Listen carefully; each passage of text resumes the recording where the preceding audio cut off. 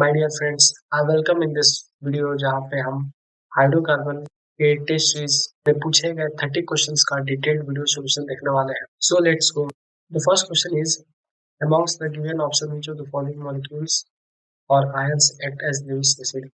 अगर हमसे पूछा जाता है कि कौन सा स्पीसीज जो है वो लेविस एसिड है, तो हम किस चीज के बारे में जानेंगे।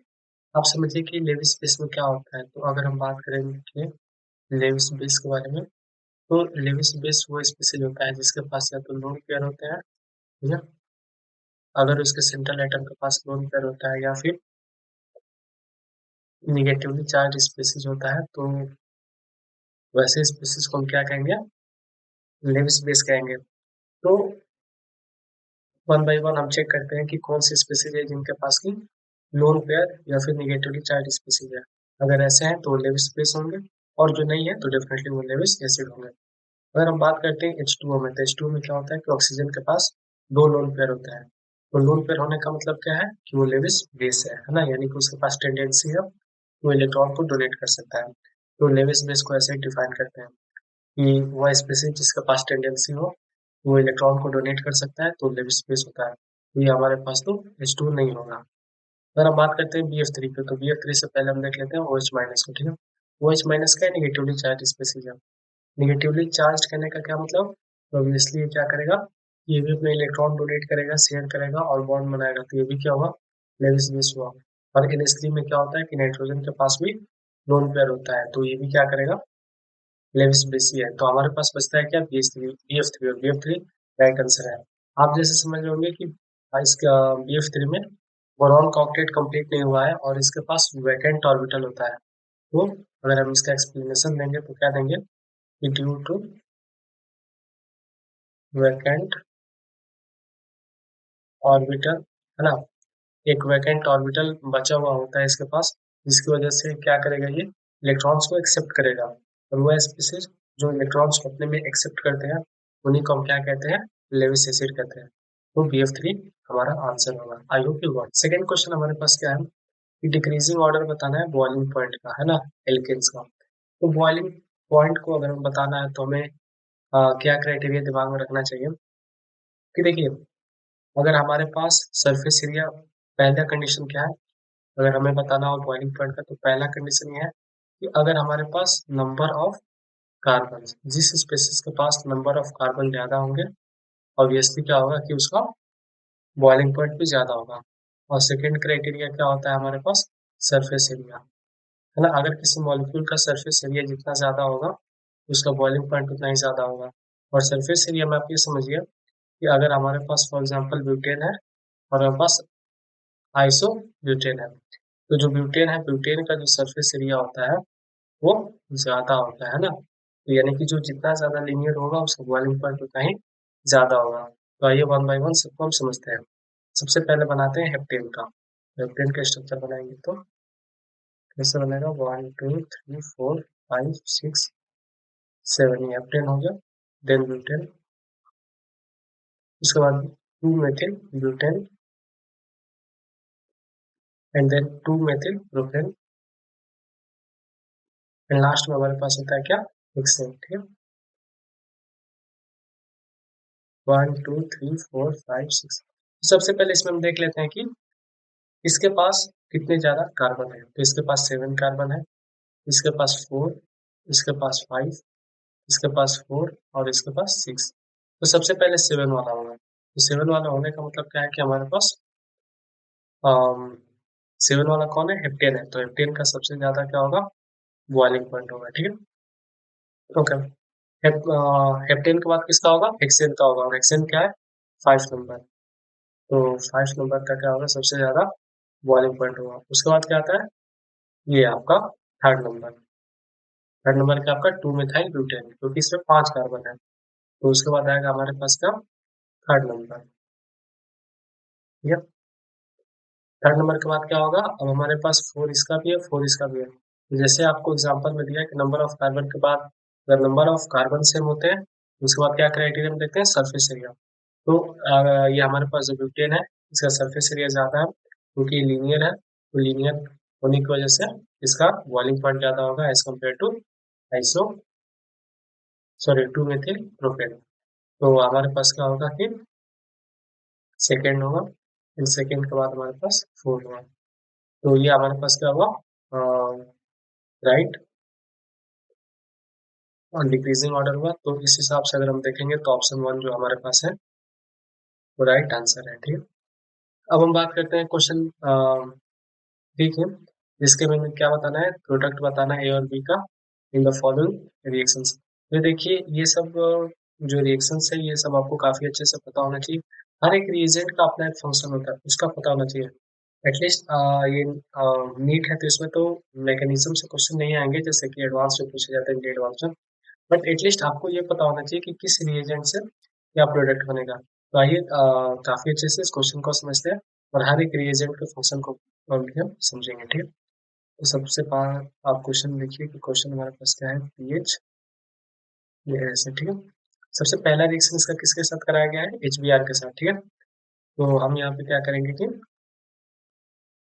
सबसे पहले इसका रिएक्शन हम कराएंगे किसके साथ, एचबीआर के साथ। ठीक है, तो एचबीआर के साथ कराएंगे तो क्या होगा, जनरली आप जानते हैं कि एचबीआर के साथ कराएंगे तो क्या होगा, मार्कोवनिकॉफ रूल से क्या होगा, ये कहाँ लगेगा, बी आर हमारे पास बीच में लगेगा। अगर हमारे पास कोई यहाँ पे पर ऑक्साइड होता तो कहाँ लगता, इस वाले पोजीशन पे लगता है ना, तो एंटी मार्कोनी का फ्लूड लगता है। बट यहाँ पे हमारे पास क्या है, मार्कोनी का फ्लूड लगेगा बिकॉज हमारे पास नॉर्मल एचबीआर लगा हुआ है। ठीक है, उसके बाद क्या है, एमजी ड्राई ईथर है ना, तो अगर एमजी ड्राई ईथर के साथ रिएक्शन कराएंगे तो क्या हो जाएगा इसका, MG dry ether. MG dry ether के साथ जब रिएक्शन करेगा तो क्या होगा, पीएच, और यहाँ पे हो जाएगा आपका एमजी बी आर। ठीक है, अब यहाँ से क्या होगा, आपके पास फिर दिया है CO2 H3O प्लस है ना, तो हमारे पास क्या होगा यहाँ पे, ये CO3 H3O प्लस। अब इसका एक मैकेनिज्म होता है, मैकेनिज्म से क्या होगा, ये MgBr जो होता है ये हट जाता है और इसके जगह पे क्या आ जाता है, पीएच सी। तो हमारे पास क्या है बेसिकली कि जब MgBr हमारे पास है ना, और हमारे पास ये क्या होता है, CO2 H3O प्लस। तो एक कंप्लीट मैकेनिज्म होता है, तो आपको याद रखना है कि अगर CO2 हो तो CO2 से क्या बन जाता है, COH बन जाता है ना, तो कार्बोक्सिलिक एसिड यहाँ पे बन जाएगा। जो ओवरऑल फॉर्मेशन हमारे पास होती है वो इस कंपाउंड का होगा, और ये कंपाउंड हमारे पास क्या है, ये कंपाउंड हमारे पास रहता है, ये कंपाउंड हमारे पास ये लिखते हैं, ये हमारे पास ये है। अब ए के बाद का रिएक्शन क्या कहा गया है कि अगर हमारे पास इसको SOCl2 के साथ कराते हैं ना, कि अगर हमारे पास मान लीजिए कि ये पीएच COOH है ना, और इसका रिएक्शन हम किसके साथ कराते हैं, SOCl2 के साथ कराते हैं, तो अब क्या होगा हमारे पास, ये पीएच, अब यहाँ पे जो SOCl2 है उसमें का एक क्लोरीन क्या करेगा, OH को रिप्लेस करेगा, तो क्या बन जाएगा, COCl बनेगा। ठीक है, तो ये COCl बनेगा,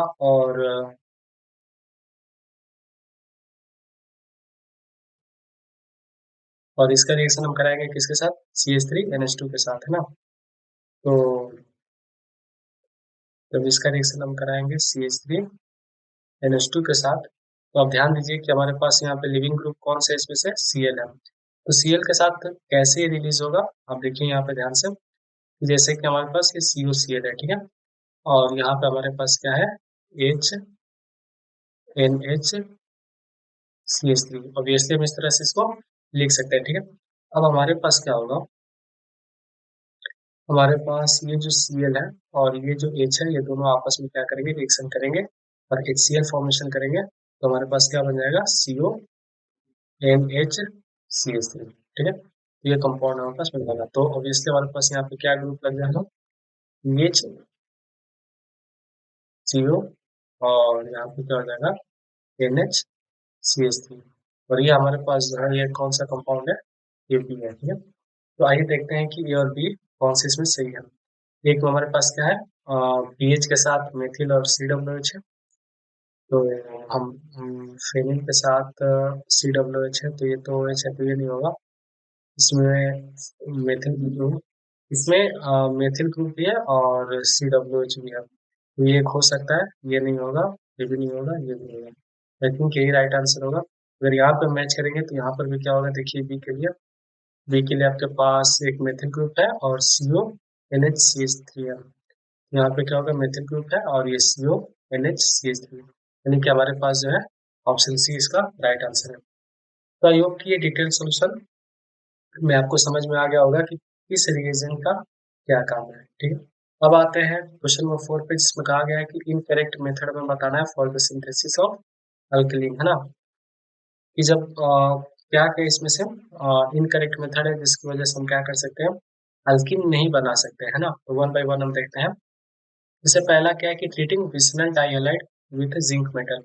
विसिनल डाइहैलाइड कहने का क्या मतलब है कि अगल बगल यानी कि एडजेसेंट कार्बन पे क्या हो, एल्किल एडजेसेंट कार्बन पे हैलोजन ग्रुप जुड़ा हुआ हो। फॉर एग्जांपल, जैसे कि आप यहाँ पे समझिए,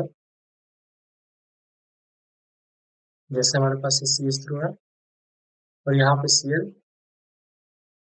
और यहाँ पे CH2 और ये Cl, ठीक है। तो यहाँ पास क्या हो गया, विसिनल डाइहैलाइड होगा। अगर इसका रिएक्शन हम जिंक के साथ कराते हैं तो जिंक क्या करेगा, इन दोनों Cl के साथ लेकर के क्या बना देगा, Zn Cl2 बना देगा। और जो प्रोडक्ट हमारे साथ बनेगा वो क्या बनेगा, CH2 डबल बॉन्ड CH2। तो हमारे पास इथिन बनेगा, तो डबल बॉन्ड इससे बनेगा। और ये पिछला क्यों करेक्ट कर रही है कि वो कौन सा मेथड है जिससे कि हम डबल बॉन्ड नहीं बना सकते, बट पहले वाले से बना सकते हैं, कि हमारे पास राइट आंसर नहीं होगा। दूसरा क्या कह रहा है कि treating of alkynes with Na in liquid ammonia. तो अगर हमारे पास सपोज कोई अल्काइन है ना, मान लीजिए कि R C triple bond C 8 है, C हमारे पास कोई एल्काइन है और इसका रिएक्शन हम किसके साथ कराते हैं, इसका रिएक्शन हम कराते हैं Na और कहाँ पे, लिक्विड अमोनिया के साथ, ठीक है। तो ये क्या करेगा, ये ट्रांस बनाता है। आप ये ध्यान दीजिए कि ये जो होता है ये ट्रांस अल्कीन बनाता है, ठीक है। ये ट्रांस बनाता है। और एक कंपाउंड होता है जो कि आगे क्वेश्चन में हम देखेंगे, वो क्या बनाएगा, सिस बनाएगा, ठीक है। तो ये क्या करेगा, ट्रांस अल्कीन बनाएगा। कैसे, C double bond C, R इस तरफ, R डैश इस तरफ, यहाँ पे यहाँ पे ये भी डबल बॉन्ड का फॉर्मेशन कर रहा है। तो ऑप्शन बी भी हो जो होगा वो राइट आंसर नहीं होगा। बात करते हैं heating alkyl halide with alcoholic KOH, है ना। अगर हमारे पास एल्कोहलिक केओएच, देखिए दो तरह के केओएच आपको अक्सर क्वेश्चन में मिलेंगे, एक एल्कोहलिक और एक एक्वस। एल्कोहलिक क्या होगा, दोनों का फॉर्मेशन करेगा, CH3 CHCl और ये हमारे पास क्या हो गया, CH3 हो गया, ठीक है। कुछ इस तरह का आपके पास कंपाउंड है और इसका रिएक्शन हम कराते हैं किसके साथ, इसका रिएक्शन हम कराते हैं एल्कोहलिक केओएच के साथ, ठीक है। तो केओएच क्या करेगा, ये जो Cl है, ठीक है, और इसके बगल में जो H है, आइदर ये वाला या ये वाला, किसी एक H को लेगा और वहां पे क्या करेगा, डबल बॉन्ड बनाएगा, ठीक है। और यहाँ से भी क्या होता है, डबल बॉन्ड का फॉर्मेशन होता है। लेकिन ये वही बनाएगा जहाँ पे एल्किन ज्यादा स्टेबल होगा। और ये जो रूल फॉलो करता है उसको हम सेटजेफ रूल कहते हैं ना। सेटजेफ रूल से क्या करेगा, प्रोडक्ट फॉर्मेशन करेगा। एक अच्छा एग्जांपल मैं आपको यहाँ पे देना चाहूंगा कि आप समझिए यहाँ पे कि आपके पास कुछ इस तरह का कंपाउंड है, ठीक है, ऐसा। यहाँ पर भी CH2 कर दिया गया और यहाँ पे CH3 कर दिया गया, ठीक है। अब आपको यहाँ पे देखना है कि डबल बॉन्ड अगर बनेगा हमारे पास, यानी कि यहाँ से क्लोरीन निकलेगा, तो इधर वो यहाँ पे डबल बॉन्ड बना सकता है, ठीक है, या फिर वो यहाँ पे बना सकता है। बट कहाँ पे बनाना सही होगा, तो आप जैसे जानते हैं कि एक अल्कीन में डबल बॉन्ड के अराउंड अल्फा एच जितना ज्यादा होंगे, वो अल्कीन उतना ही ज्यादा स्टेबल होगा। ऑब्वियसली अगर हम बात करेंगे यहाँ पे, तो अगर बीच में बनेगा तो डबल बॉन्ड ज्यादा स्टेबल होगा, ना कि ये टर्मिनल पे बन रहा अल्कीन तो ज्यादा stable. CH single bond CH3, तो ये हमारे पास क्या हुआ, फाइनल प्रोडक्ट हुआ। तो यानी कि इससे भी हमारे पास क्या हुआ, डबल बॉन्ड बन रहा है। तो आखिरी वाला जो होगा इससे डबल बॉन्ड नहीं बनेगा। आइए देखते हैं कैसे। सेम एग्जांपल लीजिए आप, हमारे पास क्या है, CH3 CH CH2 और CH3, ठीक है। तो यहाँ पे लगा है Cl। फिर इसका रिएक्शन हम कराते हैं किसके साथ, इक्वस के साथ। तो ये क्या करेगा, SN2 करेगा, ठीक है। SN2 करेगा क्योंकि इक्वस आपके पास एल्कोहलिक है तो ऑब्वियसली वो क्या करेगा, डबल बॉन्ड का फॉर्मेशन करेगा। बट हमारे पास क्या है, एक्वस है तो SN2 रिएक्शन होगा, तो यहाँ पे क्या लग जाएगा, OH लग जाएगा, है ना, CH3 CH OH CH2 और CH3। तो ये हमारे पास फाइनल प्रोडक्ट हुआ, इसका मतलब कि इसमें डबल बॉन्ड नहीं बन रहा है, तो हमारे पास ऑप्शन डी जो है वो राइट आंसर है। आई होप कि ये क्वेश्चन आपको अच्छे से समझ में आ गया होगा। ये रहा IPSC का एक इजी सा क्वेश्चन, जिसमें आप देख सकते हैं कि हमें करेक्ट स्ट्रक्चर बताना है किसका, 2,6 डाइमेथिल डेट 4 इन। ये तो इज मतलब क्वेश्चन का इज है ना, तो हमें क्या बताना है, डेट 4 इन बताना है, ठीक है। तो इसमें देखेंगे लॉन्गेस्ट चेन क्या है, डिक, यानी कि हमें 10 कार्बन का बनाना है, तो आई थिंक सब आइडेंटिकल टाइप के दिख रहे हैं, यानी कि सब में 10 कार्बन तो होंगे, ठीक है।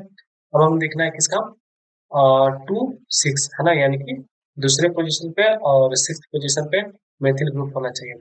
अगर इसका देखेंगे तो 1 2 3 4 5 6, यानी कि 2 पोजीशन पे मेथिल ग्रुप है और 6th पोजीशन पे मेथिल ग्रुप है। क्या 4th पोजीशन पे इन है, तो 1 2 3 4। हाँ, इसमें क्या है, 4th पोजीशन पर भी मेथिल ग्रुप है, तो ऑप्शन ए जो है वो हमारे पास राइट आंसर है। एक इजी सा क्वेश्चन था, आई होप आपने कर लिया होगा इसको। क्वेश्चन नंबर 6 क्या कह रहा है कि as alkene on ozonolysis gives methanol, methanol नहीं है मिथेनॉल है ना, methanal as one of the product, its structure is, यानी कि हमारे पास ये एल्किन्स दी हुई हैं। अब हमें बताना है कि अगर हम इनका ओजोनोलिसिस करते हैं, ओजोनोलिसिस का अगर हम बात करेंगे रिडक्टिव ओजोनोलिसिस का, रिएजेंट का, तो क्या होता है, O3 Zn H2O, ये हमारे पास रिएजेंट होता है। अगर हम इसका यूज करेंगे तो कौन सा ऐसा है जो क्या करेगा, मिथेनॉल देगा। तो बेसिकली आप ये देखिए कि हमें क्या करना है कि जहां जहां डबल बॉन्ड है वहां वहां पे क्या करना है, उनको ब्रेक डाउन करना है और ऑक्सीजन ऐड कर देना है। फॉर एग्जांपल हमारे पास यहाँ पे डबल बॉन्ड है, तो हमें यहाँ क्या करना है, ब्रेक डाउन करना है और यहाँ पर हमें ऑक्सीजन ऐड कर देना है और यहाँ पर ऑक्सीजन ऐड कर देना है। यहाँ पे तो मिथेनॉल कहीं से भी हमें नहीं दिख रहा, यहाँ पे जो ब्लैक डॉट ब्लैक लाइन है एक्चुअली सिंगल बॉन्ड है ना, तो यहाँ पे तो कोई ब्रेक डाउन होगा नहीं, तो ऑप्शन 1 हमारे पास जो है वो रॉन्ग है।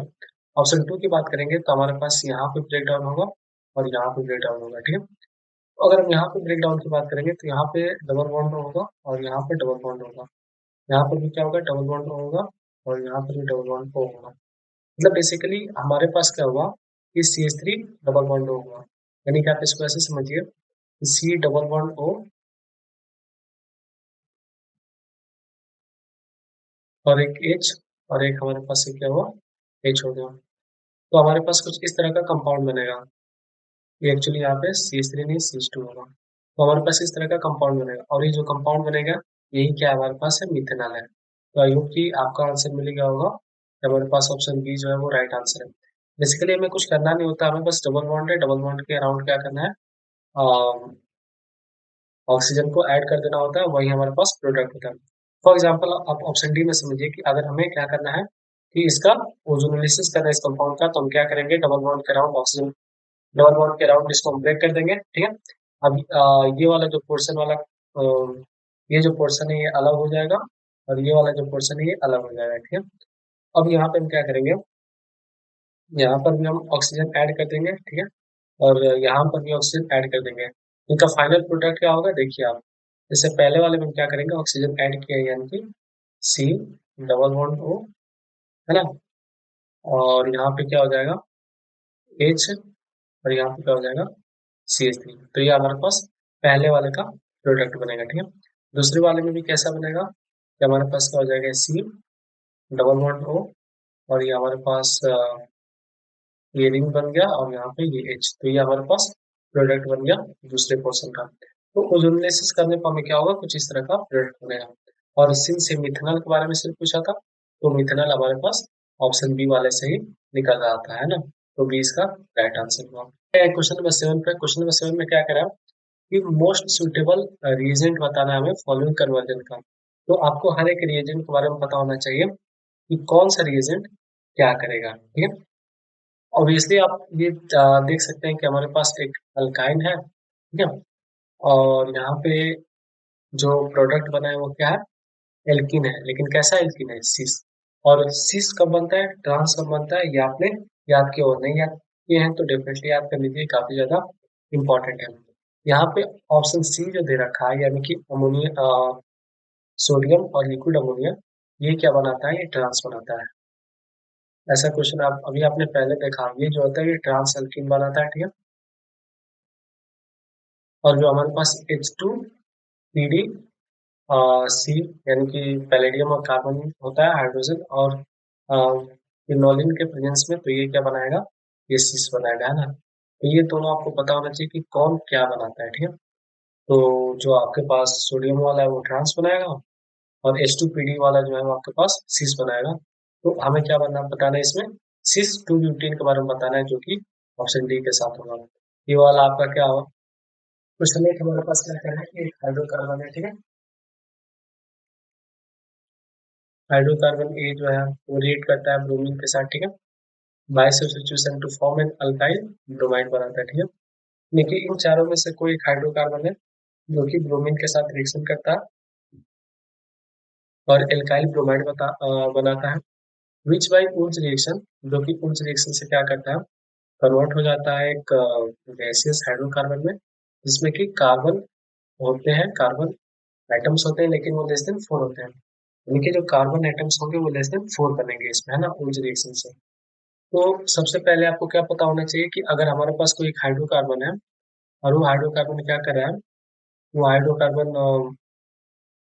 रिएक्शन करके एल्किल ब्रोमाइड बना रहा है, तो ऑब्वियसली कौन बनाता है, जैसे कि आप जानते हैं कि वो एल्केन ही बनाते हैं, तो या तो ऑप्शन सी होगा या फिर ऑप्शन डी होगा, क्योंकि डबल बॉन्ड और सिंगल बॉन्ड क्या होंगे, ये नॉर्मल ब्रोमीन के साथ रिएक्शन नहीं करते, इनके साथ कोई और रिएजेंट होगा जो डिसाइड करेगा कि कैसे प्रोडक्ट बनेंगे। तो ऑब्वियसली हमारे पास या तो सी होगा या फिर डी होगा, तो ये दोनों में से देख लेते हैं कि कौन सा सही होगा। अगर हमारे पास क्या होगा कि CH3, ठीक है, और इसका रिएक्शन हम कराते हैं Br2 के साथ, ठीक है। तो ये क्या प्रोडक्ट बनेगा, CH3 CH2 Br, ठीक है। और फिर क्या होगा कि जो प्रोडक्ट बना है इसका हम ऊर्ज रिएक्शन के साथ ऊर्ज रिएक्शन कराएंगे, तो क्या होगा, देखिए CH3 CH2 Br, ठीक है।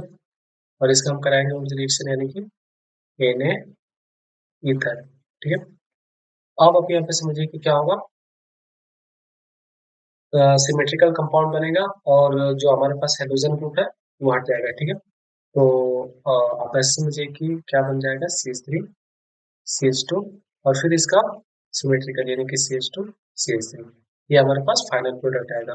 आई होप कि आप इसका मैकेनिज्म समझ रहे हैं कि कैसे बनता है। तो आप समझिए यहाँ पे, जैसे कि ये Br लगा हुआ है, यहाँ पे प्लस Na है, और यहाँ पे प्लस Br, और Br में भी ऐसे, यानी कि ये सब हट जाएंगे और जो बचा हमारे पास है, यानी कि ये दोनों आपस में मिल जाएंगे और हमारे पास कोई कुछ प्रोडक्ट जो है वो ऐसा बनेगा। बट इसमें क्या है कि हमारे पास चार प्रोडक्ट बनाया है ना, चार कार्बन है इसमें। बट यहाँ पे क्वेश्चन में कहा गया कि लेस देन और इक्वल टू नहीं कहा गया, ध्यान से पढ़िए, लेस देन कहा गया, तो less than 4 carbon atoms, but इसमें क्या है, 4 कार्बन है, तो ये हमारे पास ऑप्शन सी नहीं होगा। तो आइए हम ऑप्शन डी को चेक करेंगे। ऑप्शन डी को हम चेक करेंगे यहाँ पे, तो क्या हो जाएगा, सबसे पहले आप समझिए CH4 है हमारे पास है, ठीक है। अब CH4 का हम किसके साथ रिएक्शन कराएंगे, ब्रोमीन के साथ। तो ब्रोमीन के साथ रिएक्शन कराएंगे तो क्या होगा, ये CH3Br बनेगा, ठीक है। अब क्या होगा कि जो CH3Br बना है इसका हम रिएक्शन कराएंगे, ठीक है, इसके प्रेजेंस में, यानी कि Na ईथर होता है उस रिएक्शन में, तो हमारे पास प्रोडक्ट क्या बनेगा, CH3 है ना। ये हमारे पास फाइनल प्रोडक्ट बना है, यानी कि उस रिएक्शन में हमारे पास सिमेट्रिकल प्रोडक्ट ही बनते हैं, ठीक है। इसमें क्या हुआ कि लेस देन 4 कार्बन एटम्स भी है और ये क्वेश्चन को सेटिस्फाई करा, तो ऑप्शन डी जो होगा वो हमारे पास राइट आंसर होगा। कह रहा है कि with respect to the conformers of ethane which of the following statement is true, है ना। इसमें कन्फॉर्मर के बारे में बताना है, इथेन के कन्फॉर्मर के बारे में, और दो चीजें इसमें बताई गई हैं, बॉन्ड एंगल और एक बॉन्ड लेंथ, कि कन्फर्मर में क्या होता है, बॉन्ड एंगल चेंज होता है बट बॉन्ड लेंथ जो है वो सेम रहता है। बॉन्ड एंगल और बॉन्ड लेंथ दोनों बदलते हैं, बॉन्ड एंगल बॉन्ड लेंथ दोनों सेम होते हैं, या फिर बॉन्ड एंगल जो है वो सेम रहता है और बॉन्ड लेंथ जो है वो बदलता है। तो बेसिकली मैं आपको बताना चाहता हूँ कि किसी का भी कन्फर्मर में ये जो दोनों चीजें हैं, बॉन्ड एंगल और बॉन्ड लेंथ, वो नहीं बदलती है, ठीक है, क्योंकि वो उनके आइसोमर्स हैं। तो बेसिकली उनमें ऐसा किसी भी तरह का कोई चेंज नहीं होता है, ना ही बॉन्ड एंगल का और ना ही बॉन्ड। अगर आप इथेन का बनाते हैं स्ट्रक्चर तो सी एच एच एच, ठीक है, और फिर आपका सी एच एच और एच, ठीक है। तो हमारे पास ये इथेन का स्ट्रक्चर है। ऐसा थोड़ी ना है कि आपका कंफर्मर बनेगा, स्टैगर्ड बनेगा, इक्लिप्स बनेगा, है ना।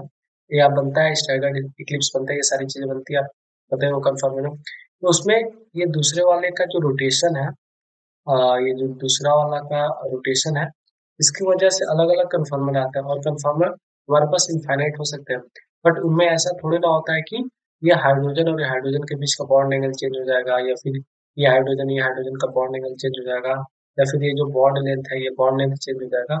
ऐसा कुछ नहीं होता है ना। तो आप ये कहेंगे कि बोथ बॉन्ड एंगल और बॉन्ड लेंथ ये दोनों क्या होते हैं, सेम होते हैं, कोई नहीं बदलता है। कन्फर्मर में क्या होता है कि ऐसा किस कोई भी चेंज नहीं होता है, बस क्या होता है कि पहले के रेस्पेक्ट में दूसरे वाले को रोटेट कराया जाता है, और उससे जो अलग अलग तरह के स्ट्रक्चर्स बनते हैं या अलग अलग तरह के आइसोमर्स बनते हैं, वही कन्फर्मर होते हैं, है ना, रोटेशन से बेसिकली। तो इसमें किसी तरह का चेंज नहीं होता, दोनों सेम होता है, ठीक।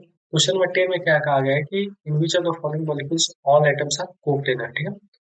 तो कोप्लेनर होने का क्या कंडीशन है, अगर वो हमारे पास क्या करेंगे, कानून को फॉलो करेंगे, या बेसिकली उनमें सारे एटम्स होंगे वो sp2 के होंगे, तो ऑब्वियसली वो क्या होगा, वो प्लेनर होगा। हमारे पास ए में अगर हम देखेंगे, ए में हमारे जितने भी एटम्स हैं वो सबके सब क्या है, sp2 है, तो ऑब्वियसली हमारे पास ये क्या होगा, प्लेनर होगा। हाँ, अगर हमारे पास यहाँ पे ग्रुप होते, तब हम अलग से सोचते कि ये प्लेनर होंगे कि नहीं होंगे, कि एक प्लेन में होंगे, कि रिपल्सन की वजह से क्या होगा, चेंज हो जाएंगे। बट इसमें ऐसा कुछ नहीं कहा गया, इसमें नॉर्मल आपके पास बाइफेनिल है, तो इसमें क्या होगा, ये प्लेनर होंगे, ठीक है।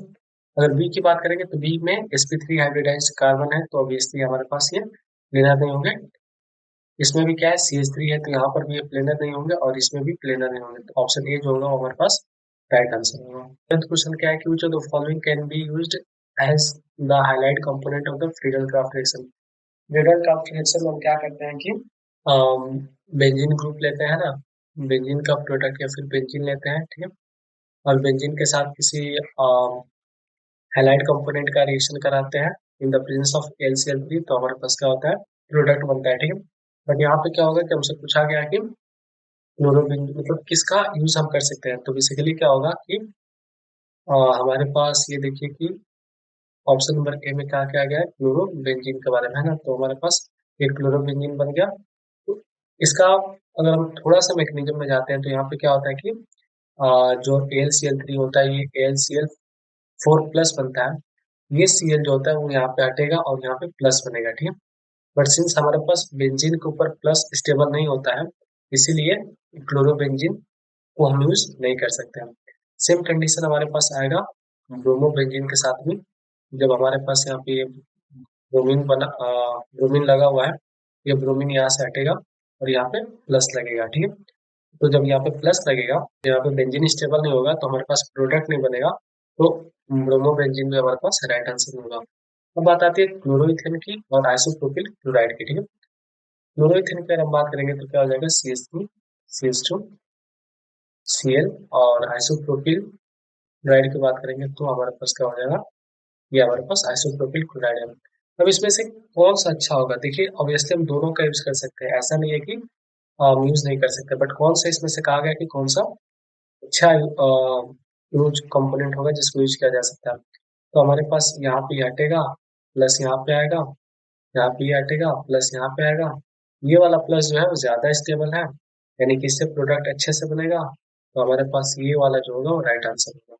आई होप आपको गॉट इट कि अगर हमारे पास यहाँ पे कार्बोकेटायन बना हुआ है, तो दोनों तरफ से क्या होगा, प्लस आर इफेक्ट होगा, इलेक्ट्रॉन डोनेटिंग ग्रुप होंगे, दोनों मेथिल ग्रुप है, इलेक्ट्रॉन डोनेटिंग ग्रुप होंगे, जिसकी वजह से कार्बोकेटाइन का जो चार्ज है वो कम होगा और ज्यादा स्टेबल बनेगा। आई होप ये सारी चीज आपको पता होगी, ठीक है। तो बेसिकली हमारे पास आइसोप्रोपिल जो होगा वो आइसोप्रोपिल क्लोराइड जो होगा वो ज्यादा बेस्ट कंपोनेंट होगा इन चारों में, जिसको कि हम क्राफ्ट रिएक्शन में यूज कर सकते हैं। तो हमारे पास आइसोप्रोपिल क्लोराइड जो है राइट आंसर है, ठीक है। क्वेश्चन नंबर 12 क्या करें कि the compound that will react mostly readily with gases bromine as the formula, है ना। तो सबसे पहले इन सबका स्ट्रक्चर हम बना लेते हैं कि कौन जल्दी किसके साथ रिएक्शन करेगा, ठीक है। तो अगर हम बनाएंगे C3H6 का, C3H6 और ये C2H2 यानी कि इथाइन, ये हमारे पास क्या हुआ C4H2 यानी कि ब्यूटेन और C2H2 यानी कि इथीन। तो अगर हम इन सबका क्या करते हैं गैसेस रिएक्शन के साथ सॉरी गैसेस ब्रोमीन के साथ रिएक्शन कराएंगे तो क्या होगा कि कार्बोकेटाइन फॉर्मेशन होगा, ठीक है। तो जिसका कार्बोकेटाइन जितना ज्यादा स्टेबल होगा बेसिकली वो उतना ही फास्ट प्रोडक्ट बनाएगा, ठीक है। तो हमारे पास इथाइन के साथ तो जनरली ऐसा कोई रिएक्शन करता नहीं है, ठीक है।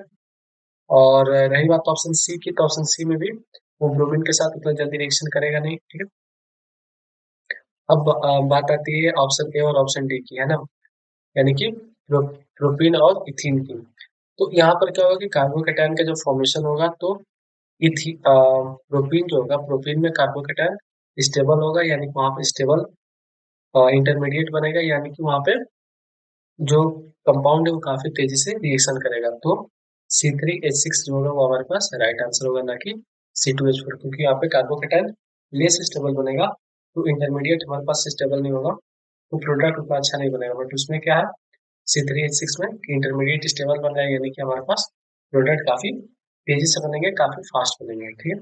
आई होप कि ये चीज आपको समझ में आ गई होगी। क्वेश्चन नंबर 13 क्या क्या आया कि जो करेक्ट स्टेटमेंट है regarding the comparison of staggered and Eclipse confirmation of ethane, उसके बारे में बताना है। यानी कि जनाब हमारे पास इथेन दे दिया गया है, हमें स्टैगर्ड और इक्लिप्स के बीच में कंपैरिजन करना है। तो आई होप कि आपको स्ट्रक्चर बनाना आता होगा कि स्टैगर्ड और इक्लिप्स का कैसे बनाते हैं, ठीक है।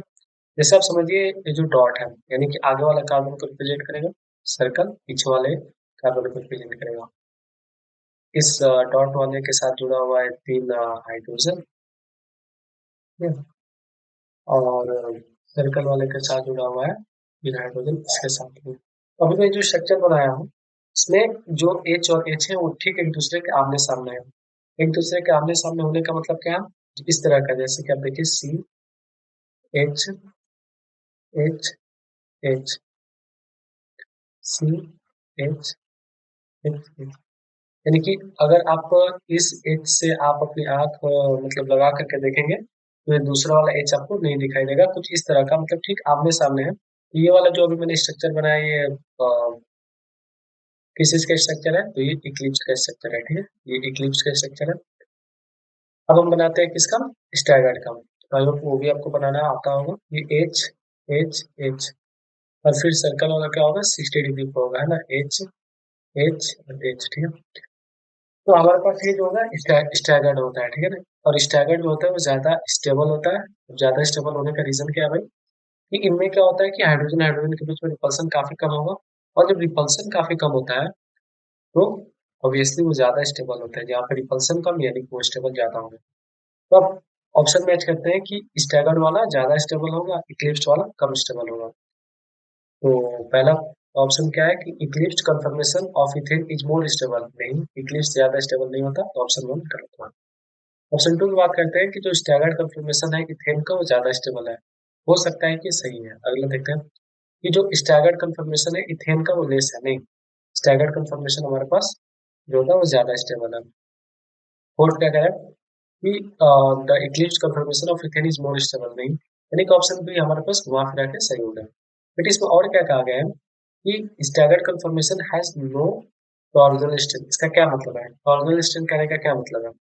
अब जैसे आप यहाँ पे देखिए यहाँ पे ये हाइड्रोजन, ये हाइड्रोजन, इनके बीच में क्या हो रहा होगा, इलेक्ट्रॉन क्लाउड है, इनके बीच में ऑब्वियसली क्या हो रहा होगा, रिपल्सन हो रहा होगा। और वो रिपल्सन से जो स्ट्रेन डेवलप होता है उसी को हम टॉर्जनल स्ट्रेन कहते हैं, ठीक है। तो ये काफी ज्यादा होता है किसमें, इक्लिप्स में, क्योंकि इक्लिप्स में क्या होता है कि ये दोनों हाइड्रोजन काफी पास पास होते हैं तो रिपल्सन काफी ज्यादा होता है। बट अगर ये 60 डिग्री इनको रोटेट कर दिया जाए तो ये इतने दूर दूर हो जाएंगे जिनकी वजह से इनमें काफी कम स्ट्रेन डेवलप होगा, या फिर आप कह सकते हैं कि इसमें स्ट्रेन डेवलप होगा ही नहीं, है ना।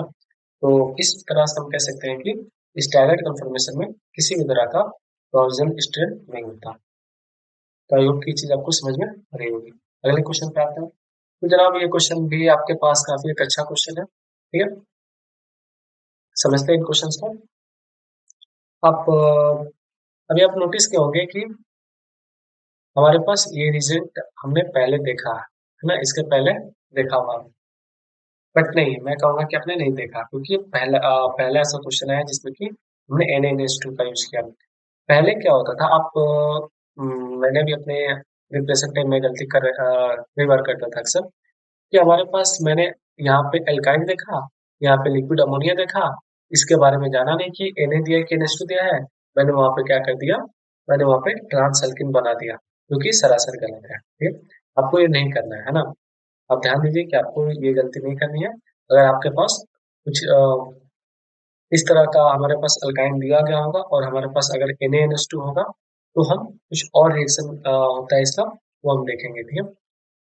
अगर हमारे पास NaNH2 होगा, ध्यान दीजिए, अगर हमारे पास NaNH2 होगा तो टर्मिनल अल्काइन उनके साथ होगा। टर्मिनल अल्काइन होने का क्या मतलब है, कि जो ट्रिपल बॉन्ड होगा वो सबसे बाउंड्री पे होगा, यानी कि लास्ट में होगा।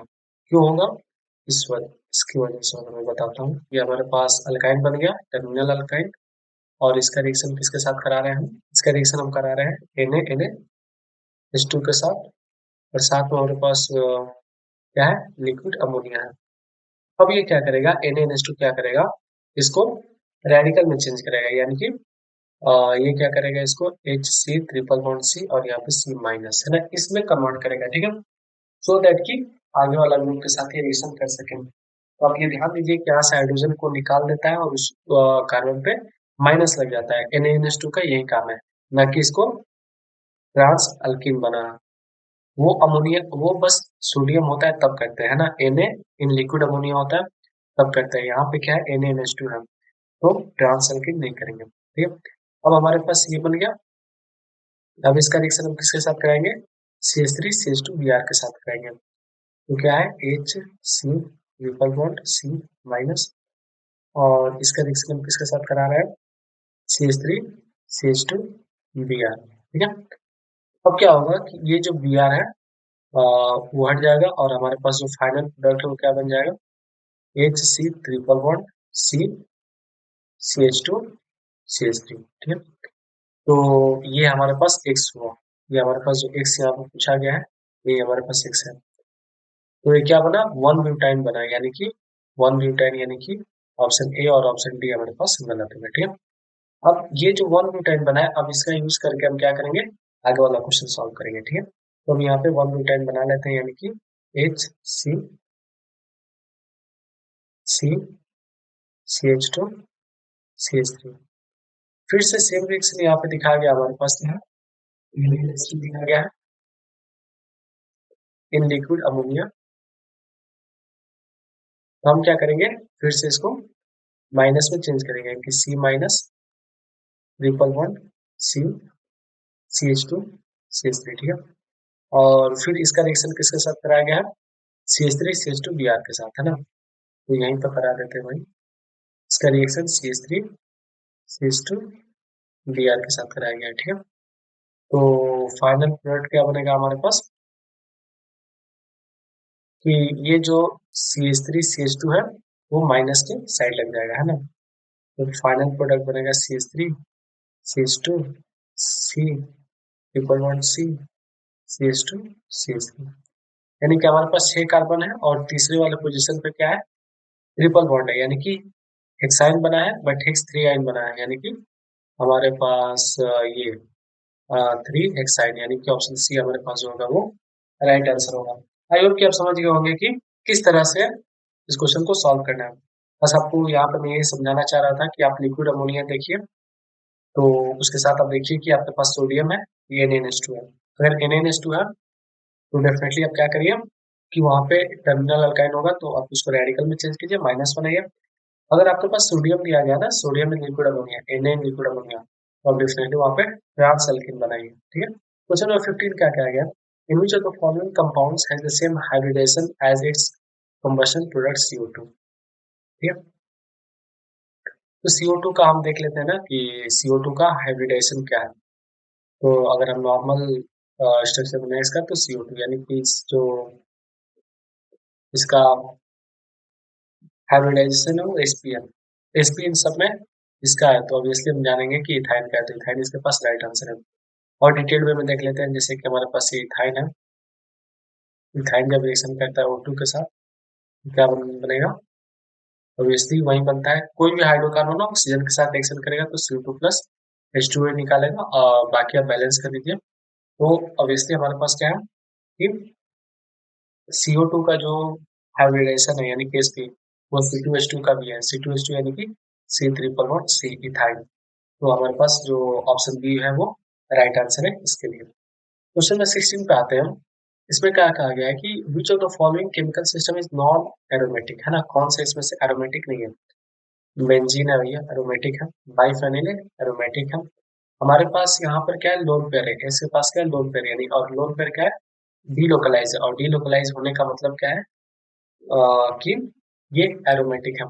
और इसलिए हमारे पास जो डी वाला है उसमें कार्बन sp3 हाइब्रिडाइज्ड है, और sp3 हाइब्रिडाइज्ड होने का मतलब क्या है कि ये नॉन एरोमेटिक है। ठीक है, तो ऑप्शन डी हमारे पास राइट आंसर है। क्वेश्चन नंबर 17 क्या कहा गया है कि which of the following compound will not undergo freedom का रिएक्शन इजिली, यानी कि इसमें से कौन सा ऐसा कंपाउंड है जो कि फ्रीडम क्राफ्ट आसानी से नहीं जाएगा। तो क्वेश्चन नंबर 1 को चेक करेंगे हम। इसमें हमारे पास नाइट्रोबेंजीन कहा गया है ना, नाइट्रोबेंजीन।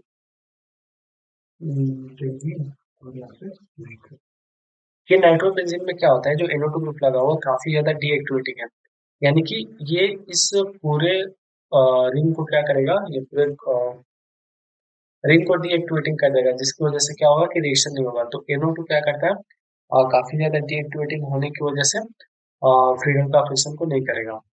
तो ये इसका राइट आंसर होगा, क्योंकि मुझे नहीं लगता कि आप देखिए टोलुइन है, टोलुइन में क्या होगा? CH3, और CH3 क्या करेगा? वो इसको काफी ज्यादा एक्टिवेटिंग बना देगा, जिसकी वजह से ऑर्थो या पैरा पे क्या होगा? क्योंकि देखिए NO2 क्या है ना, इलेक्ट्रॉन विड्रॉल में, ये अपनी तरफ इलेक्ट्रॉन को खींचेगा, तो ऑर्थो पैरा पे कोई आके जुड़ेगा नहीं कंपाउंड। जबकि CH3 क्या है? ये इलेक्ट्रॉन डोनेटिंग है। ये क्या करेगा? रिंग को एक्टिवेट करेगा, सो दैट कि ऑर्थो पैरा पे क्या हो? रिएक्शन हो, इसके इलेक्ट्रॉन विड्रॉइंग नेचर की वजह से। और क्यूमेन में भी वही है। इस वजह से हमारे पास जो नाइट्रोबेंजीन है, नाइट्रोबेंजीन इसका राइट आंसर है। रीजन क्या है? रीजन सिंपल है, NO2 काफी ज्यादा इलेक्ट्रॉन विड्रॉइंग ग्रुप है, जिसकी वजह से वो रिंग को डीएक्टिवेट कर देगा। और रिंग को डीएक्टिवेट करने का मतलब क्या है? कि ऑर्थो पैर आपके रिएक्शन नहीं होगा, और हमारे पास कोई भी रिएक्शन यानी कि फ्रीडम का रिएक्शन प्रोसीड नहीं करेगी आगे। क्वेश्चन 18 क्या कहा गया है कि which of the following reagent will able to distinguish between 1 butyne and 2 butyne, यानी कि अगर हमारे पास ये एक 1 ब्यूटाइन है और 2 ब्यूटाइन है, तो कौन सा इसमें से रिएजेंट है जिसकी हेल्प से हम क्या कर सकते हैं? डिस्टिंग्विश कर सकते हैं। तो NaNO2 की जैसे हमने बात की थी कि अगर हम इसका रिएक्शन कराएंगे NaNO2 के साथ, लिक्विड अमोनिया, सॉरी NaNH2 के साथ, तो क्या करेगा? यहाँ पे हाइड्रोजन निकाल करके माइनस बना देगा। ठीक है, तो ये कुछ ऐसा बन जाएगा, हाइड्रोजन निकल जाएगा, जबकि इसके साथ कोई रिएक्शन होगा ही नहीं। तो इसमें क्या है कि NaNH2 जो है वो अप्रोप्रिएट रिएजेंट है, जो क्या करेगा कि 1 ब्यूटाइन के साथ रिएक्शन करेगा, यहाँ पे ऑब्वियसली माइनस बनाएगा, हाइड्रोजन निकालेगा। तो NaNH2 जो है वो इसके साथ रिएक्शन कर रहा है, यानी कि 1 ब्यूटाइल के साथ रिएक्शन कर रहा है, जबकि इसके साथ तो माइनस नहीं बनाएगा, है ना? आप ये समझिए कि जो NaNH2 होता है वो टर्मिनल अल्काइन के डिटेक्शन में यूज होता है। किसके डिटेक्शन में? टर्मिनल अल्काइन के डिटेक्शन में यूज होता है। तो हमारे पास NaNH2 जो है वो टर्मिनल अल्काइन के डिटेक्शन में यूज होता है, तो हमारे पास ऑप्शन ए जो होगा वो उसका राइट आंसर होगा। क्वेश्चन नंबर 19 क्या क्या आ गया? Among the following compound, the one that is most reactive toward electrophilic nitration is, कौन से इसमें से जो सबसे ज्यादा इलेक्ट्रोफिलिक नाइट्रेशन करेगा? ठीक है, तो आप ये समझिए कि कोई भी इलेक्ट्रोफिलिक रिएक्शन करने के लिए हमारे पास क्या होना चाहिए? रिंग का एक्टिवेटिंग होना जरूरी है। जो रिंग जितना ज्यादा एक्टिवेटेड होगा, वो उतना ही ज्यादा क्या होगा? इलेक्ट्रोफिलिक रिएक्शन करेगा, चाहे चाहे वो नाइट्रेशन का हो या फिर एडिशन हो, सब्स्टिट्यूशन हो, कोई भी हो। आप ये समझिए कि अगर हमें इलेक्ट्रोफिलिक नाइट्रेशन करना है, ठीक है, तो उसके लिए हमें क्या चाहिए? रिंग का आप इस समझिए इसको, है ना, कैसे मैं समझाने की कोशिश कर रहा हूँ कि अगर इलेक्ट्रोफिलिक न्यूट्रिशन चाहिए तो रिंग का एक्टिवेट होना जरूरी है। और रिंग एक्टिवेट के लिए क्या होगा, रिंग एक्टिवेट करने का क्या मतलब है कि उस बेंजीन रिंग के ऊपर कौन लगा हुआ है ग्रुप जो कि उसको एक्टिवेट करेगा। इस हिसाब से हमारे पास क्या होंगे, जैसे कि आपने रेजोनेंस में पढ़ा होगा कि दो तरह के रेजोनेंस होते हैं हमारे पास अगर यहाँ पे इलेक्ट्रॉन डोनेटिंग ग्रुप लगा हुआ है तो क्या करेगा, पूरे इलेक्ट्रॉन यहाँ पे देगा और इनको एक्टिवेट बनाएगा, ठीक है। अगर हमारे पास यहाँ पे इलेक्ट्रॉन विड्रॉइंग ग्रुप लगा हुआ है तो क्या करेगा, पूरे रिंग से इलेक्ट्रॉन को अपनी तरफ लेगा जिसकी वजह से रिंग को डीएक्टिवेट बनाएगा। और इलेक्ट्रॉन विड्रॉइंग ग्रुप जैसे कि मान लीजिए कि OH हो गया या CH3 हो गया। और विड्रॉइंग करने का क्या मतलब कि जैसे कि NO2 हो गया। तो ये क्या करता है ना कि ये रिंग को काफी ज्यादा एक्टिवेट करेगा और ये क्या करेगा, डीएक्टिवेट करेगा। तो जितना ज्यादा जो एक्टिवेट करेगा उसका इलेक्ट्रोफिलिक रेडिएशन उतना ही ज्यादा होगा। अब आइए वन बाई वन हम क्या करते हैं, चेक करते हैं कि कौन रिंग कितना ज्यादा एक्टिवेट है सो दैट कि वो उतना ही अच्छी तरीके से इलेक्ट्रोफिलिक नाइट्रेशन करेगा। तो हम बता रहे हैं मोस्ट रिएक्टिव बताना है, ठीक है। तो बेंजोइक एसिड की बात करते हैं। ये बेंजोइक एसिड हो गया, ये नाइट्रोबेंजीन हो गया, ये CH3 हो गया, हमारे पास बेंजीन हो गया, ठीक है। तो समझिए कि हमारे पास COOH और NO2, ठीक है। ये COOH भी हमारे पास क्या है, इलेक्ट्रॉन विड्रॉइंग ग्रुप है, इलेक्ट्रॉन विड्रॉइंग ग्रुप। NO2 भी क्या है, इलेक्ट्रॉन विड्रॉइंग ग्रुप है, सबसे बड़ा वाला इलेक्ट्रॉन विड्रॉइंग है। CH3 क्या, इलेक्ट्रॉन डोनेटिंग ग्रुप है ना, ये क्या करेगा, ये इलेक्ट्रॉन को डोनेट करेगा। डोनेट करने का मतलब क्या है कि ये रिंग को एक्टिवेट करेगा। और बेंजीन तो दोनों के बीच में नॉर्मल है। तो हमारे पास ये समझिए कि जो CH3 है ये क्या कर रहा है, रिंग को काफी ज्यादा एक्टिवेट कर रहा है because of presence of electron donating group. तो ये इलेक्ट्रोफिलिक रिएक्शन काफी ज्यादा करेगा। यानी अगर इसका ऑर्डर हम लिखेंगे तो पहले होगा थर्ड, देन होगा फोर्थ, है ना, क्योंकि न्यूट्रल है बीच में, ठीक है। अब हम बात करते हैं इलेक्ट्रॉन विड्रॉइंग की। विड्रॉइंग हमारे पास फिर आ जाएगा फर्स्ट, क्योंकि ये थोड़ा कम विड्रॉ करता है। जबकि NO2 जो होता है वो काफी ज्यादा रिंग को डीएक्टिवेट कर देता है। तो हमारे पास ये ऑर्डर रहने वाला है इलेक्ट्रोफिलिक नाइट्रेशन का। इसमें जो तीसरा वाला है वो काफी ज्यादा इलेक्ट्रोफिलिक नाइट्रेशन के टुवर्ड एक्टिव होगा। इस वजह से हमारे पास जो टोलुइन है वो राइट आंसर होगा। ये क्वेश्चन नंबर 20 क्या कहा गया है कि which of the following acid does not exhibit optical isomerism। Optical isomerism exhibit करने के लिए क्या क्या होना चाहिए आपके पास, किसी कंपाउंड के पास कायरल सेंटर होना चाहिए। अगर उसके पास कायरल सेंटर है तो ऑब्वियसली वो क्या करेगी, आ, मतलब ये क्राइटेरिया कि ऑप्टिकल आइसोमेरिज्म शो करेगी नहीं करेगी, करेगी वो अलग बात है, बट कायरल सेंटर भी होना चाहिए। दूसरा क्या होना चाहिए, non superimposable mirror image होनी चाहिए, ठीक है। आइए हम वन बाय वन चेक करते हैं। जो हमारे पास ऐसा होगा जिसके पास कायरल सेंटर नहीं होगा और उसके पास non superimposable mirror image नहीं होगा, वो हमारे पास ऑप्टिकल आइसोमेरिज्म को एग्जिबिट नहीं करेगा और वो हमारे पास राइट आंसर होगा, ठीक है। तो पहला हम बनाते हैं मैलिक एसिड के बारे में। अगर मैलिक एसिड का स्ट्रक्चर बनाएंगे हम तो कैसा बनेगा, COOH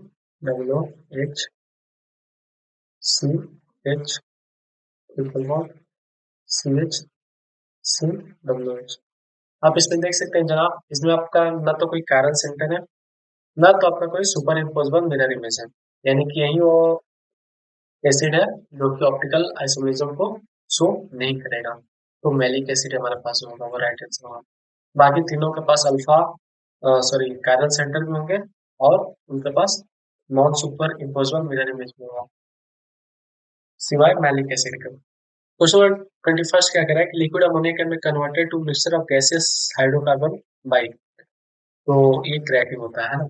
क्रैकिंग एक ऐसा प्रोसेस होता है जिसमें कि बड़े बड़े हाइड्रोकार्बन को ब्रेक डाउन किया जाता है और छोटे मॉलिक्यूल्स में जिनका कि लोअर मॉलिक्यूलर मास है, कम मॉलिक्यूलर मास है, सो दैट कि उनका डिफरेंट मतलब अलग अलग पर्पस के लिए यूज करने के लिए हम क्रैकिंग करते हैं। जो ब्रेक डाउन होता है या उनको कन्वर्ट किया जाता है छोटे छोटे हाइड्रोकार्बन्स में, उसी प्रोसेस को हम क्या कहते हैं, क्रैकिंग कहते हैं। या जब आप एनसीईआरटी रीड करेंगे हाइड्रोकार्बन चैप्टर का तो आपको ये चीज पता लगेगा। 22nd क्वेश्चन क्या कह रहा है कि the reaction of toluene with Cl2 in presence of FeCl3 gives X and reaction of and reaction in presence of light gives Y, X और वाई क्या क्या है। तो आपके दोनों पता होना चाहिए कि कौन किस तरह से रिएक्शन करेगा, ठीक है। तो सबसे पहले हम बनाते हैं किसका, टॉल्यूइन के स्ट्रक्चर बनाते हैं। ये हमने बना दिया टॉल्यूइन के स्ट्रक्चर। इसका रिएक्शन हम कराएंगे Cl2 के साथ, है ना, इन प्रेजेंस ऑफ FeCl3। ये क्या करता है, ये ऑर्थो और पैरा पोजीशन पे Cl को, मतलब ऐसे रिएक्शन होता है जिसमें ऑर्थो और पैरा पोजीशन पे Cl आके जुड़ जाता है, ठीक है। तो हमारे पास ये बनेगा CH3 यहाँ पे और ये CH3 और ये Cl यहाँ पे, ठीक है। तो ये ऑर्थो और पैरा पोजीशन पे क्या होगा, Cl आके जुड़ जाता है। तब जब हमारे पास टॉल्यूइन के साथ हम रिएक्शन कराते हैं Cl2 का इन प्रेजेंस ऑफ FeCl3, तो ऑब्वियसली हमारे पास क्या होगा, ऑर्थो ये सही हो सकता है। तो और किसी में तो ये चीज है नहीं, तो ऑब्वियसली हमारे पास ऑप्शन सी से होगा। बट चेक कर लेते हैं कि वाई हमारे पास क्या होगा, ठीक है। अगर वाई की बात करें तो वाई के लिए भी हम क्या करते हैं, टॉल्यूइन बनाते हैं और उसका रिएक्शन कराते हैं किसके साथ, सनलाइट में, है ना। Cl2 के साथ रिएक्शन कराते हैं और उसको हम क्या करते हैं, सनलाइट में छोड़ देते हैं। तो क्या होगा कि CH2Cl बन जाएगा। अगर और लंबे समय तक के लिए हमने क्या किया, उसको छोड़ा सनलाइट में इन प्रेजेंस ऑफ क्लोरीन, तो क्या होगा, वो HCl निकल जाएगा, फिर हमारे पास CHCl2 बन जाएगा। और लंबे समय तक के लिए हमने छोड़ा उसको, तो फिर क्या हो जाएगा हमारे पास, सॉरी, CCl3 बन जाएगा। और अब कोई हाइड्रोजन है नहीं कि HCl का फॉर्मेशन है, तो हमारे पास ये फाइनल प्रोडक्ट बनेगा, यानी कि ट्राइक्लोरोमेथिल बेंजीन। तो हमारे पास ऑप्शन सी जो है वो राइट आंसर हो जाएगा इस क्वेश्चन के लिए। आई होप कि ये क्वेश्चन आपको अच्छे से समझ में आया हो। अब हम 23rd क्वेश्चन के बारे में बात करते हैं कि स्टेट ऑफ हाइब्रिडाइजेशन क्या होगा कार्बन का फ्रॉम राइट टू लेफ्ट, है ना, यानी कि इधर से इधर हम जाएंगे तो क्या होगा। तो सबसे पहले इसका स्ट्रक्चर हम बना लेते हैं। आप देखिए यहाँ पे CH3 C, अब ये CH3 ब्रैकेट में लगा और दो लगा, यानी कि वो बॉन्ड के साथ नहीं है, वो इसी कार्बन के साथ है, तो CH3 CH3, ठीक है। फिर हमारे पास क्या है, CH डबल बॉन्ड CH, और ये CH के साथ क्या है, CH3 लगा हुआ है ब्रैकेट में है, तो और हमारे पास ये C ट्रिपल बॉन्ड CH, ठीक है। तो हमारे पास ये है। अब राइट टू लेफ्ट जाना है ना, हमें यहाँ से इधर जाना है, तो हमें बताना है कि स्टेट ऑफ हाइब्रिडेशन क्या है। तो हमारे पास सबसे पहले sp है, पहले sp है, ये भी sp है, ये हमारे पास क्या है, sp3 है, sp2 है, sp2 है, sp3 है और sp3 है। तो हम देखते हैं कि राइट आंसर हमारे पास क्या है, sp, sp के बाद sp3, then sp2, then sp3। तो हमारे पास ऑप्शन डी जो है वो राइट आंसर है। अगर हम राइट से लेफ्ट आएंगे तो sp दो बार, देन sp3, देन हमारे पास sp2 दो बार आ गए, देन sp3, तो यानी कि ऑप्शन डी जो है वो हमारे पास राइट आंसर होगा। फोर्थ क्वेश्चन क्या करा है कि benzene react with CH3Cl in presence of anhydrous, sorry यहाँ पास ये एनहाइड्रस है, एनहाइड्रस NCl3 टू फॉर्म, तो क्या बनाया हम, चलिए ये बनाते हैं। कि हमारे पास क्या दिया है, बेंजीन दिया हुआ है, ठीक है, बेंजीन। और इसका हम रिएक्शन कराते हैं CH3Cl के साथ इन प्रेजेंस ऑफ AlCl, ठीक है।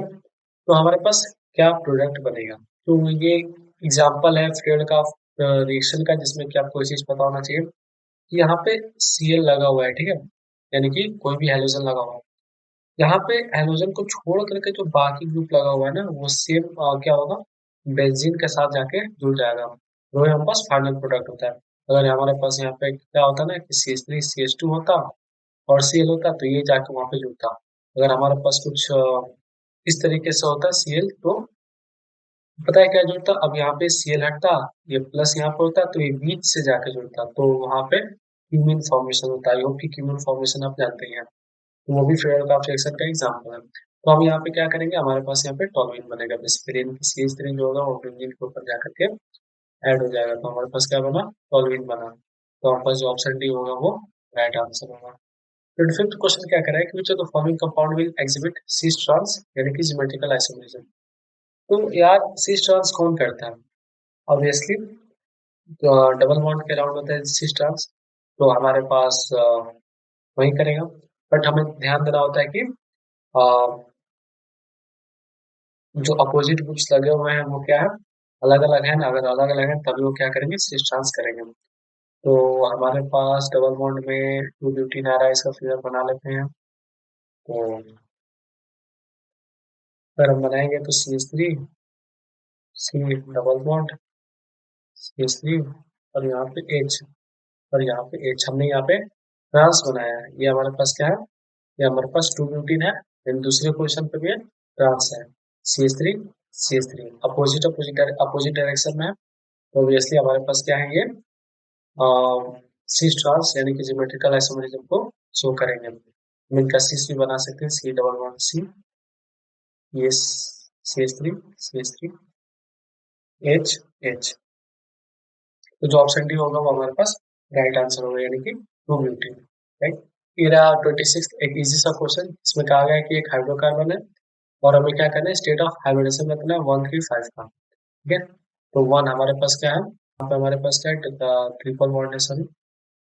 तो वन जो है हमारे पास वो sp है, सॉरी sp हमारे पास है। थ्री जो है हमारे पास क्या है, sp3 है। और फाइव जो है हमारे पास क्या है, sp2 है। यानी कि sp2 सॉरी sp3 और sp2। तो ऑप्शन डी जो है वो हमारे पास राइट आंसर होगा, sp3 और sp। Using anhydrous LCl3 catalyst which of the following reactions produces ethyl benzene, है ना। कौन से इसमें से जो वो एथिल बेंजीन को प्रोड्यूस करेगा। तो बेसिकली अगर हमारे पास AlCl3 है, ठीक है, तो एनहाइड्रस LCl3 में किसके साथ हम रिएक्शन करेंगे, डबल बॉन्ड के साथ होता है। तो हमारे पास या तो ये हो सकता है या फिर ये हो सकता है। तो आइए बना के देखते हैं कि किसके साथ एथिल बेंजीन बनेगा। तो हमारे पास एक बेंजीन बना और हमारे पास CH3 CH double bond CH2। ठीक है, जब ये रिएक्शन करेगा हमारे पास तो कुछ इस तरह का फॉर्मेशन होगा कि बीच वाले कार्बन के पास क्या होगा, कार्बोकेटाइन बनेगा, और कार्बोकेटाइन बनेगा तो वहीं पे जा करके ये जुड़ेगा कुछ इस तरह से, तो कीमीन फॉर्मेशन होगा। तो ये हमारे पास ये तो पीएच 18 नहीं बना, यानी कि एथिल बेंजीन नहीं बना, तो हमारे पास ऑप्शन बी राइट आंसर नहीं होगा। ऑप्शन सी को अगर हम चेक करेंगे तो क्या होगा, ये हमारे पास बेंजीन और ये CH2 डबल बॉन्ड CH2, है ना। ये अगर AlCl3 के साथ रिएक्शन करेगा तो क्या होगा, ये प्लस जा करके मतलब इसके पास जा करके जुड़ेगा, तो हमारे पास क्या बनेगा, कुछ इस तरह का CH2CH3, है ना। तो हमारे पास ऑप्शन सी जो होगा वो राइट आंसर होगा इसके लिए। बाकी OH के साथ रिएक्शन नहीं करेगा LCl3 के साथ, और ये अल्केन है तो अल्केन के साथ भी कोई रिएक्शन नहीं शो होगी, तो ऑप्शन सी जो होगा वो हमारे पास राइट आंसर होगा। 29 क्वेश्चन की बात करते हैं कि reaction of HBr with propene in the presence of peroxide. तो ये यार तो काफी इजी क्वेश्चन है, आप तो जानते हैं एंटी मार्कोनी का फूल लगेगा यहाँ पे। तो हमारे पास प्रोपीन जो ये बना हुआ है, इसका रिएक्शन हम कराएंगे HBr के साथ, और HBr के साथ कराएंगे, बट हमारे पास क्या है, कोई पेरोक्साइड प्रेजेंट है ना, कोई पेरोक्साइड प्रेजेंट है H2O2, या फिर कोई भी प्रेजेंट हो सकता है।